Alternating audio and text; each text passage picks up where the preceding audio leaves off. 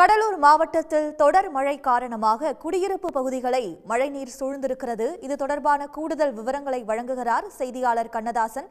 கண்ணதாசன், கடலூர் பகுதியில் குடியிருப்பு பகுதிகளையே தண்ணீர் சூழ்ந்திருப்பதால பொதுமக்களுக்கு இதனால என்ன மாதிரியான அவதிகளை அவங்க மேற்கொண்டு வராங்க? தண்ணீரை வெளியேற்ற என்ன நடவடிக்கை எடுக்கப்பட்டிருக்கு?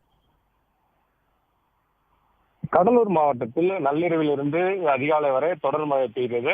கடலூர், பன்ருட்டி, நெல்லிக்குப்பம், ரெட்டிச்சாவடி, துறைமுகம், பாலூர், திருவந்திபுரம் பகுதிகளில் தொடர் மழை பெய்தது. இந்த மழையால் பல்வேறு சாலைகளிலும் குடியிருப்பு பகுதிகளிலும் மழைநீர் தேங்கியிருப்பதால் வாகன ஓட்டிகளும் மக்களும் அவதியடைந்தனர்.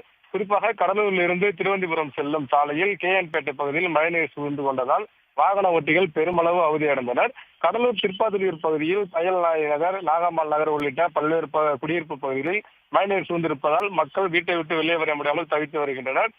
உடனடியாக அதிகாரிகள் இந்த மழைநீர் அகற்ற நடவடிக்கை மேற்கொள்ள வேண்டும் என கோரிக்கை வந்துள்ளது. மேலும் கால்வாய்களும் சாலையோரத்தில் உள்ள இருக்கிற சாக்கடைகளும் மற்றும் தூர்வாராதால் தான் இந்த தண்ணீர் என்பது குடியிருப்பு பகுதியில் புகுந்துள்ளதாக குடியிருப்பு வாசிகள் கூறுகின்றனர்.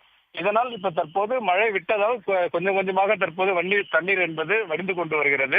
இப்ப அதிகாலையில் இருந்து கடலூர் மாவட்டத்தில் பெரிய அளவில் மழை இல்லாததால் தற்போது குடியிருப்பு பகுதியில் சூழ்ந்துள்ள தண்ணீர் வடிய தொடங்கியுள்ளது.